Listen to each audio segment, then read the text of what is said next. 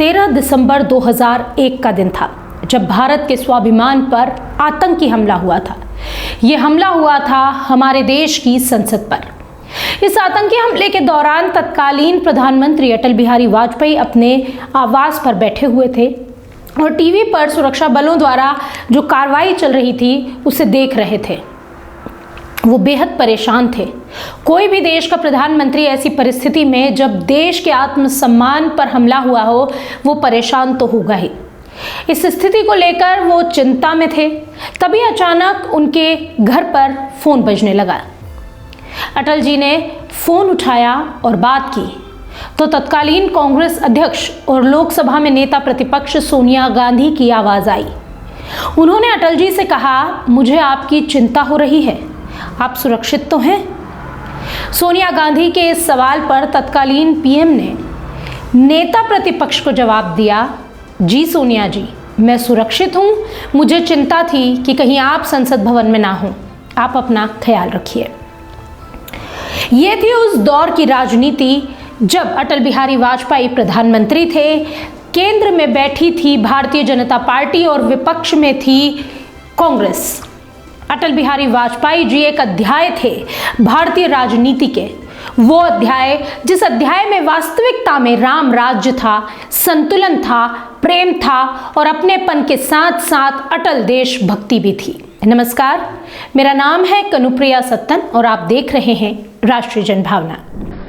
कदम मिलाकर चलना होगा, कदम मिलाकर चलना होगा। बाधाएं आती है आए, घृणय प्रलय की घोर घटाए, पांवों के नीचे अंगारे, सर पर बरसे यदि ज्वालाएं, निज हाथों से हंसते हंसते आग लगाकर चलना होगा, कदम मिलाकर चलना होगा। अटल जी की 100वीं जन्म जयंती इस दौरान मनाई जा रही है। ऐसे में एक किताब इन दिनों बेहद चर्चा में है। इस किताब का नाम है अटल संस्मरण। इस किताब को अटल जी के मीडिया सलाहकार रहे टंडन ने लिखा है। इस किताब में कुछ ऐसी जानकारियां साझा कही गई है जिसे सुनकर आप हैरान हो जाएंगे। अशोक टंडन की इस किताब अटल संस्मरण को प्रभात प्रकाशन ने प्रकाशित किया है। बता दें कि अशोक टंडन 1998 से लेकर 2004 तक अटल बिहारी वाजपेयी के मीडिया सलाहकार रहे हैं और इस किताब में उन्होंने एपीजे अब्दुल कलाम को राष्ट्रपति बनाए जाने को लेकर भी एक बड़ा दावा किया। उन्होंने बताया कि जब एपीजे अब्दुल कलाम को भारत का 11वां राष्ट्रपति बनाया जा रहा था, उसके पहले भारतीय जनता पार्टी ने तत्कालीन प्रधानमंत्री अटल बिहारी वाजपेयी को राष्ट्रपति पद पर भेजने और लालकृष्ण आडवाणी को प्रधानमंत्री बनाने का सुझाव दिया था। हालांकि वाजपेयी ने इस प्रस्ताव को सिरे से खारिज किया। पूर्व प्रधानमंत्री वाजपेयी के मीडिया सलाहकार रहे अशोक टंडन ने अपनी किताब अटल संस्मरण में यह दावा किया।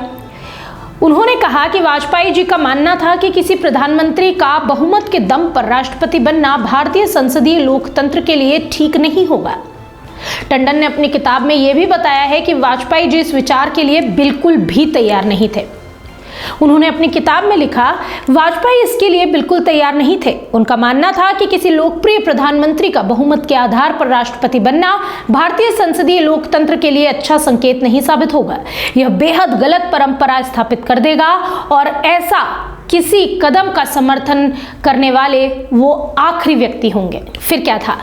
इसके बाद अटल बिहारी वाजपेयी ने राष्ट्रपति पद के लिए सर्वसम्मति बनाने की दिशा में एक ऐसा कदम उठाया जिसे देखकर विपक्षी दल भी चौंक गए। उन्होंने मुख्य विपक्षी दल कांग्रेस के शीर्ष नेताओं को बातचीत के लिए पहले तो आमंत्रित किया। टंडन ने अपनी किताब में खुलासा किया है कि इस बैठक में सोनिया गांधी, प्रणब मुखर्जी और डॉक्टर मनमोहन सिंह शामिल हुए थे। इस बैठक में वाजपेयी जी ने पहली बार आधिकारिक तौर पर यह जानकारी दी थी कि राष्ट्रीय जनतांत्रिक गठबंधन यानी कि एनडीए ने राष्ट्रपति पद के लिए डॉक्टर एपीजे अब्दुल कलाम को अपना उम्मीदवार बनाने का निर्णय लिया। इस मीटिंग में जैसे ही अटल बिहारी वाजपेयी ने यह प्रस्ताव रखा तो सभी चौंक गए। कुछ देर के लिए सन्नाटा छा गया। टंडन ने अपनी किताब में जिक्र किया कि बैठक में कुछ पल के लिए बिल्कुल शांति हो गई। सब एक दूसरे की ओर देख रहे थे। फिर अचानक सोनिया गांधी ने अपनी चुप्पी तोड़ी और कहा कि वे इस चयन से बेहद हैरान हैं। उन्होंने कहा उनके पास तो इसका समर्थन करने के अलावा कोई विकल्प ही नहीं बचा, लेकिन फिर भी वे इस प्रस्ताव पर चर्चा करेंगे और अंतिम निर्णय लेंगे। बाद में एपीजे अब्दुल कलाम को 2002 में एनडीए और विपक्ष दोनों के मजबूत समर्थन से भारत का 11वां राष्ट्रपति चुना गया। उन्होंने 2007 तक इस पद की गरिमा को बरकरार रखा। किताब में टंडन ने अटल बिहारी वाजपेयी के प्रधानमंत्री कार्यकाल के दौरान घटित कई अन्य घटनाओं और विभिन्न नेताओं के साथ उनके संबंधों का जिक्र किया, जिसमें खास थी वाजपेयी और आडवाणी जी की दोस्ती। अटल बिहारी वाजपेयी को राम तो लाल कृष्ण आडवाणी को अक्सर लक्ष्मण कहकर पुकारा जाता था, लेकिन इस जोड़ी पर टंडन ने कहा कि कुछ नीतिगत मतभेदों को अगर छोड़ दिया जाए तो दोनों नेताओं के संबंध कभी भी खराब नहीं हुए। टंडन ने यह भी लिखा कि आडवाणी हमेशा अटल बिहारी वाजपेयी को मेरे नेता, मेरे प्रेरणा स्रोत के रूप में कहकर संबोधित किया करते थे, तो वहीं वाजपेयी उन्हें अपना अटूट साथ ही कहते थे। इस किताब में लिखा गया कि अटल बिहारी वाजपेयी और लाल कृष्ण आडवाणी की साझेदारी भारतीय राजनीति में सहयोग और संतुलन का प्रतीक बनकर सामने आई।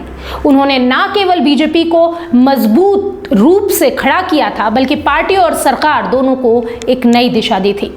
अटल बिहारी वाजपेयी और लाल कृष्ण आडवाणी की इस दोस्ती को लेकर हर बार हर जगह सिर्फ एक ही नाम दिया गया, राम और लक्ष्मण का। कभी भी अटल जी द्वारा खींची गई किसी रेखा का उल्लंघन लाल कृष्ण आडवाणी ने नहीं किया। ये वो काल था जब राजनीति भी दोस्ती के साथ होती थी, जहां विचारों में मतभेद होते थे लेकिन मन भेद नहीं हुआ करते थे।